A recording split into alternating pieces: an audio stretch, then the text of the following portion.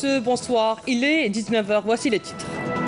Installation aujourd'hui des nouveaux wali et wali délégués suite au mouvement partiel procédé par le président de la République Abdelaziz Bouteflika jeudi dernier, et ce conformément aux dispositions de l'article 92 de la Constitution. Le général de corps d'armée Ahmed Gaïd Salah en visite de travail dans la 4e région militaire à Ouargla. Il supervisera demain l'exécution d'exercices tactiques avec munitions réelles intitulé Asifa 2018. À New York, Abdelkader Sahel rencontre la communauté nationale établie aux États-Unis d'Amérique. Une rencontre pour les informer des mesures décidées par le président de la République Abdelaziz Bouteflika en faveur de la communauté nationale à l'étranger, ainsi que pour prendre connaissance de leurs préoccupations. Un dossier agriculture dans votre édition. Le Salon national d'orientation du développement agricole ouvre ses portes à Tipaza. Une opportunité pour demander conseil pour se lancer dans l'activité. Et puis nous irons dans la localité de Oued Selman à la rencontre des agriculteurs. Tout d'abord, et suite au mouvement partiel dans le corps des wali et wali délégués procédé par le président de la République Abdelaziz Bouteflika jeudi dernier, et ce conformément aux dispositions de l'article 92 de la Constitution. L'installation des nouveaux désignés dans leurs nouvelles fonctions a débuté aujourd'hui dans les wilayas concernés. Comme vous allez le voir dans ces images, la passation de consignes entre le nouveau wali de Béchar et le wali sortant.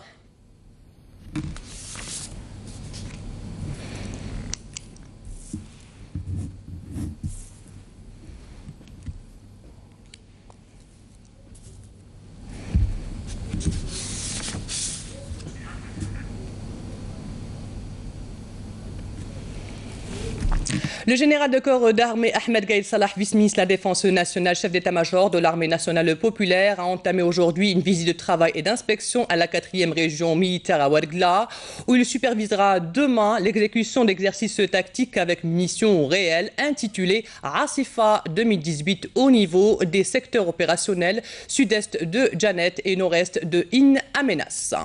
La visite a été entamée par le secteur opérationnel sud-est de Janet, où le général de corps d'armée a suivi un exposé de données par le général-major Hassan Alaimia, commandant la 4e région militaire, qui a présenté l'idée générale de l'exercice et les étapes de son exécution. Outre l'exposé donné par le commandant du secteur opérationnel sud-est de Janet et l'ensemble d'orientation à caractère opérationnel, tout en affirmant devant le commandement, l'état-major et les cadres de la région que cette visite revêt une importance capitale puisqu'elle coïncide avec le début de l'année de préparation au combat 2018-2019.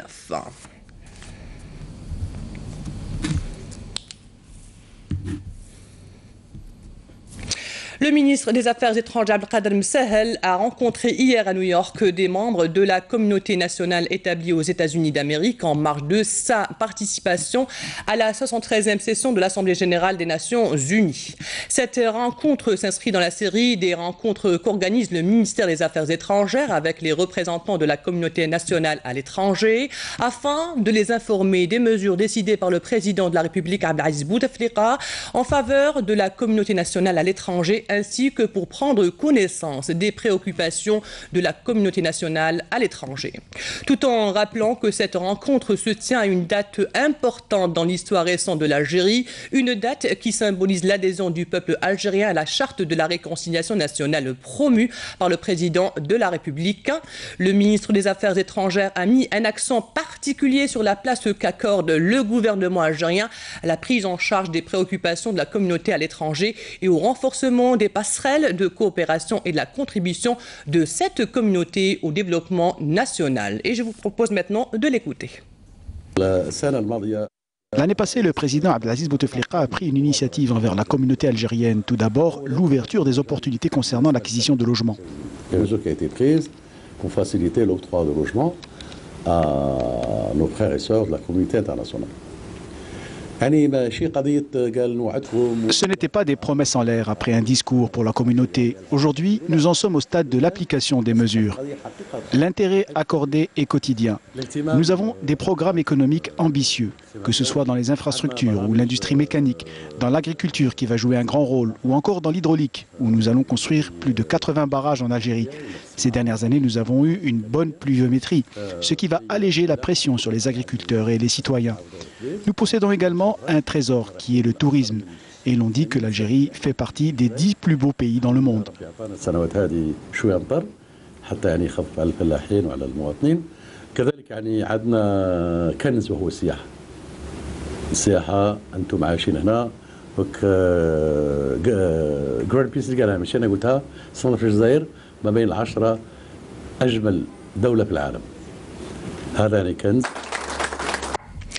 Le ministre des Affaires étrangères Abdelkader Msahel prendra part demain lundi à Genève à la 69e session du comité exécutif du programme du Haut Commissariat des réfugiés. Cette session examinera les rapports des travaux du comité sur la protection internationale ainsi que les aspects financiers et opérationnels liés à la question des réfugiés et des personnes déplacées.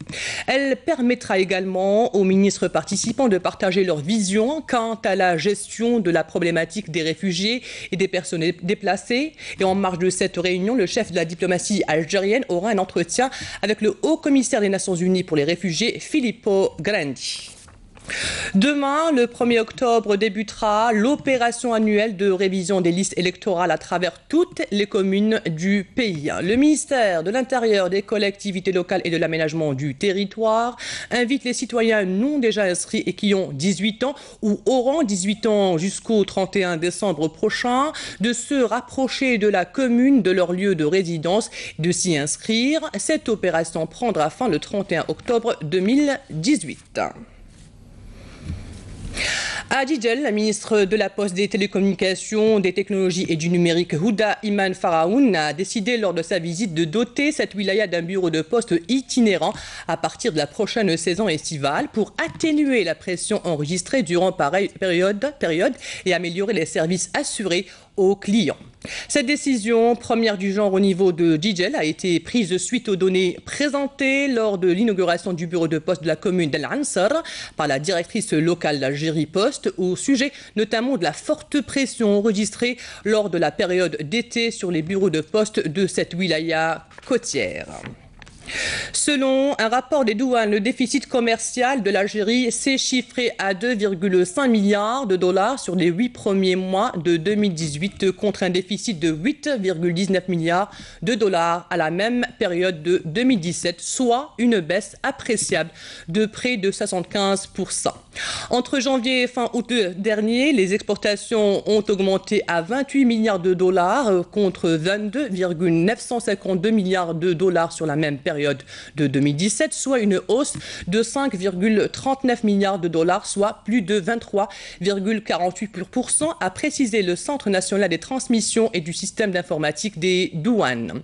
Les exportations ont assuré la couverture des importations à hauteur de 93% contre 74% à la même période de l'année précédente. Les hydrocarbures ont encore représenté l'essentiel des ventes algériennes à l'étranger, soit 93% du montant global des exportations. Toujours marginales, les exportations hors hydrocarbures se sont établies à plus de 2 milliards de dollars sur les 8 premiers mois de 2018. Partons à présent à Bouira pour visiter l'unité de montage de camions HB Carrosserie qui rassemble 5 constructeurs locaux. Outre ses capacités de production, plusieurs postes d'emploi ont été également créés, comme nous le dit Naïm Al-Walish dans ce reportage. Regardez. Nous sommes à HB Carrosserie de Bouira et c'est là que 5 marques de constructeurs locaux équipent leurs châssis cabines. Quand les camions se pointent à l'usine, ils ressemblent à ça.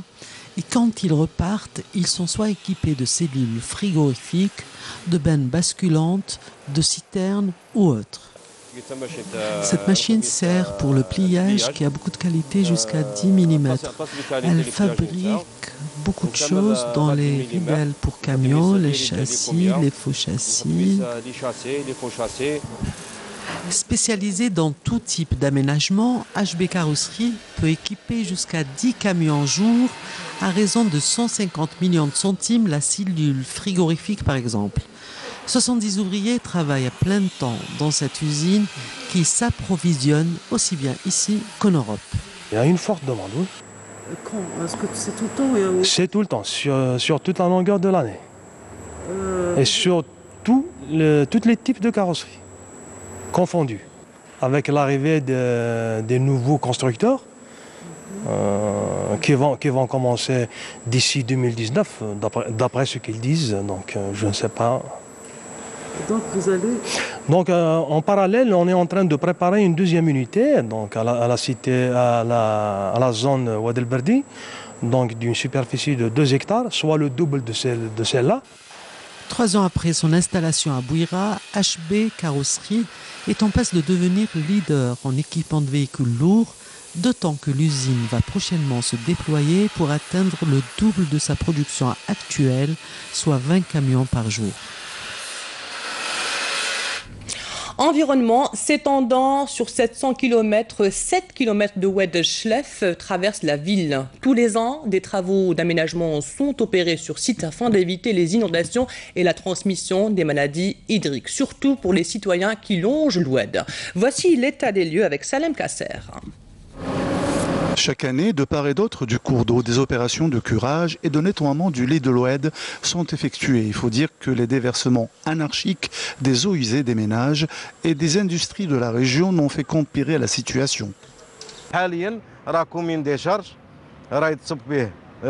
Actuellement, c'est une vraie décharge. Les eaux usées sont déversées ainsi que des produits toxiques des usines. Une pollution à ciel ouvert qui cause beaucoup de tracas et même des maladies à transmission hydrique, sans compter les mouches et les moustiques qui pullulent, surtout en été. Les rives de l'Oued sont habitées par des citoyens, ce qui représente un danger pour ces populations à cause de la pollution. Malgré le danger qu'il représente pour la santé publique, les travaux d'aménagement tardent à être réalisés, faute d'enveloppe financière. Nous avons fait une étude pour l'aménagement de la rivière sur 7 km. Nous avions un accord préalable pour la première partie des travaux qui coûtera 250 milliards de centimes.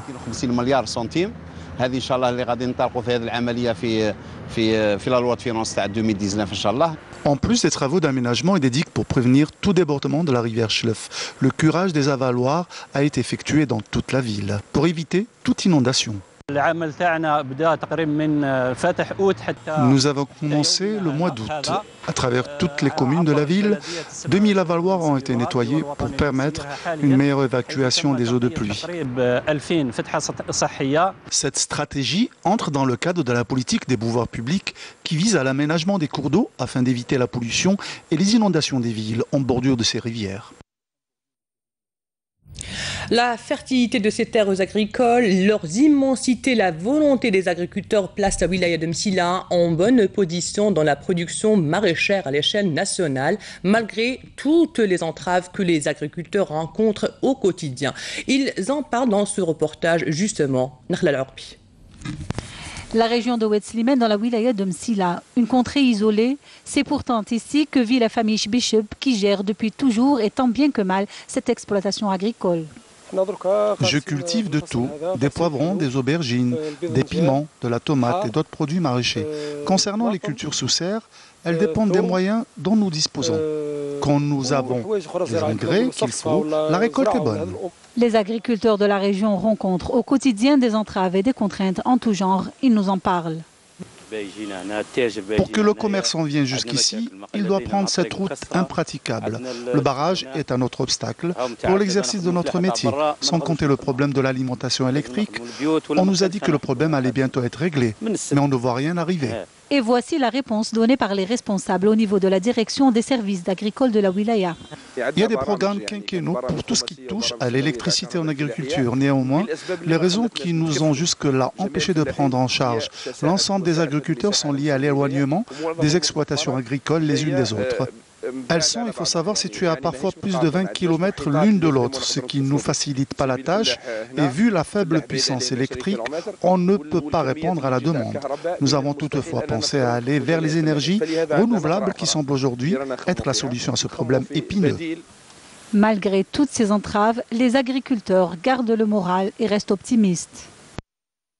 Allons à présent à Tipaza où se tient le Salon national d'orientation du développement agricole. Un espace où toute la culture maraîchère produite en Algérie est exposée. Mais le plus important dans cette foire, vous pouvez rencontrer des personnes qui se sont lancées dans cette activité grâce aux aides de l'État. Et vous pouvez demander également conseil. Amélie Siridir. Un espace de rencontre et d'échange d'expériences entre les différents acteurs du secteur, le Salon national de l'orientation et du développement agricole permet aux participants de suivre de près l'évolution que connaît le domaine agricole en Algérie. Nous avons eu l'occasion d'orienter et d'expliquer aux agriculteurs et aux jeunes l'intérêt de l'intégration de l'aquaculture dans l'agriculture. Le but de ce salon, c'est la rencontre entre les participants, qu'ils soient investisseurs, cadres supérieurs ou agriculteurs, pour échanger les expériences dans le domaine. Il y a beaucoup d'agriculteurs qui viennent pour avoir une idée sur les nouveaux équipements. Cette rencontre permet également de faire connaître les nouveaux opérateurs dans le domaine et de présenter leurs produits auprès du large public. C'est une nouvelle pépinière et nous avons déjà commencé la production. Notre but pour cette saison est de produire 200 000 plants. Nous tenons à développer notre projet. D'ailleurs, nous tablons sur 1 million de plants d'ici 3 ans. Outre l'exposition d'une vaste gamme de matériel et de produits agricoles, ce salon offre également de nouvelles opportunités d'investissement aux participants. Et voici maintenant le calendrier des vacances scolaires rendu public par le ministère de l'Éducation nationale à travers sa page Facebook. Ainsi, les vacances scolaires d'automne sont fixées du 30 octobre 2018 au 4 novembre 2018. Les vacances d'hiver du 20 décembre 2018 au 6 janvier 2019. Les vacances de printemps du 21 mars 2019 au 7 avril 2019 et les vacances d'été au 4 juillet 2019. Alors que la rentrée scolaire 2019-2020 est fixée pour le 4 septembre 2019 pour les élèves. Dans un communiqué, le ministère de la Défense nationale a indiqué que dans le cadre de la lutte contre la criminalité organisée, des détachements de l'armée nationale populaire ont arrêté hier à Bojbedji Mourtar et Ingezam, 6e région militaire, 24 orpailleurs et saisi un véhicule tout-terrain, 4 motos, 32 groupes électrogènes, 22 marteaux-piqueurs et 8 détecteurs de métaux, tandis qu'un autre détachement a intercepté à l'ouest 4e région militaire 2 contrebandiers et saisi 2 camions et 42 quintaux de de tabac. D'autre part, des éléments de la gendarmerie nationale ont appréhendé à Tébessa, 5e région militaire, 3 narcotrafiquants en leur possession 200 grammes de cocaïne, alors qu'ils ont arrêté à Khenchla 4 individus et saisi 4 fusils de chasse, a conclu le communiqué du MDN. Place maintenant au patrimoine matériel. L'Iqsour de Ouled Issa dans la wilaya d'Adrar. Des sites qui attirent de nombreux visiteurs qui viennent spécialement pour les admirer ainsi que les oasis. Toutefois, cet endroit reste négligé et nécessite un investissement de responsables locaux, notamment l'Office du tourisme. Voici le reportage de Nassima Yacoubi, commentaire de Bouchra Bouali. Située dans la commune de Cherwin, Ouled Issa est une ville ancestrale qui constitue l'une des destinations touristiques de choix de la wilaya d'Adrar. Touristes, étudiants et chercheurs ne résistent pas au charme des Qsour et des oasis qui font sa réputation. Élèves, étudiants et touristes étrangers viennent ici pour découvrir la splendeur de ce site. Un site qui nécessite toutefois un entretien et une promotion adaptée. Nous souhaitons que des hommes d'affaires investissent ici, car nous n'avons même pas de campement. De nombreuses délégations viennent ici, et comme il n'y a rien, ils ramènent leur repas de Timoun, qui se trouve à 70 km d'ici. Nous aimerions que les autorités locales ainsi que l'Office de tourisme nous aident financièrement pour réaliser des brochures et organiser des excursions avec guide. Il faut que nous ayons des dépliants pour faire connaître les différents circuits ainsi que les sites archéologiques. Nous devons par ailleurs effectuer un balisage des circuits touristiques, réhabiliter et restaurer certains Qsour. À l'approche de la saison touristique dans le Grand Sud, beaucoup parient sur le Issa pour en faire une destination incontournable. La source de Ain el-Mshaqi, ou la source dite miraculeuse, une légende qui continue d'attirer de nombreux visiteurs dans cette région de DJ. L'histoire dit que cette fontaine exauce les vœux des plaignants, d'où son nom en arabe el-Mshaqi. Située en zone montagneuse, cette source offre en plus la sérénité aux visiteurs. Regardez ce reportage de Nada Remaddia, commentaire de Nesrine Ben Saïdi.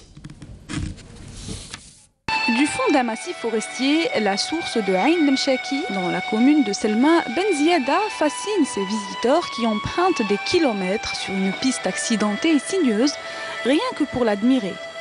Des profondeurs de la montagne, elle laisse jaillir et par intermittence une eau fraîche. Les gens de la région racontent que cette eau est bénite et peut soigner des maladies face auxquelles la médecine demeure impuissante.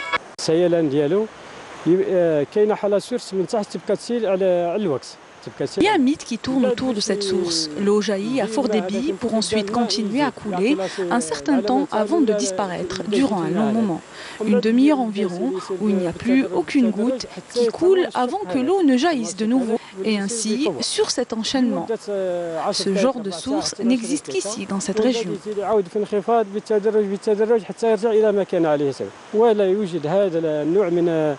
L'Mshaqi qui veut dire plainte ou demande. Selon le mythe, cette source miraculeuse exaucerait les vœux de tous ceux qui viennent boire et se baigner dans son eau. L'endroit était autrefois négligé. Après, les autorités locales ont ouvert une nouvelle piste, l'une à 4 km environ de Selma. Cet endroit est devenu un lieu de pèlerinage. Les visiteurs y viennent aussi pour prendre un bol d'air et profiter du paysage. Niché dans un endroit enchanteur offrant aux visiteurs un paysage féerique, l'Mshaqi ou la fontaine miraculeuse attire des visiteurs à longueur d'année, générant ainsi un tourisme de montagne appréciable pour la région. Et voici maintenant le rappel des titres. Installation aujourd'hui des nouveaux walis et walis délégués suite au mouvement partiel procédé par le président de la République Abdelaziz Bouteflika jeudi dernier, et ce conformément aux dispositions de l'article 92 de la Constitution. Le général de corps d'armée Ahmed Gaïd Salah en visite de travail dans la 4e région militaire à Ouargla. Il supervisera demain l'exécution d'exercices tactiques avec munitions réelles intitulé Asifa 2018. À New York, Abdelkader Msahel rencontre la communauté nationale établie aux États-Unis d'Amérique, une rencontre pour les informer des mesures décidées par le président de la République en faveur de la communauté nationale à l'étranger, ainsi que pour prendre connaissance de leurs préoccupations. Un dossier agriculture dans votre édition. Le Salon national d'orientation du développement agricole ouvre ses portes à Tipaza. Une opportunité pour demander conseil pour se lancer dans l'activité. Et puis nous avons été dans la localité de Ouled Selman à la rencontre des agriculteurs. Et c'est la fin de cette édition préparée par la rédaction de Canal Algérie. Merci à vous de l'avoir suivi. L'information continue sur notre site untv.d7, sur YouTube ou sur notre page Facebook. Demain, vous retrouverez Fallait la série à midi. Quant à moi, j'aurai le plaisir de vous retrouver à 19h. Bonne soirée, au revoir.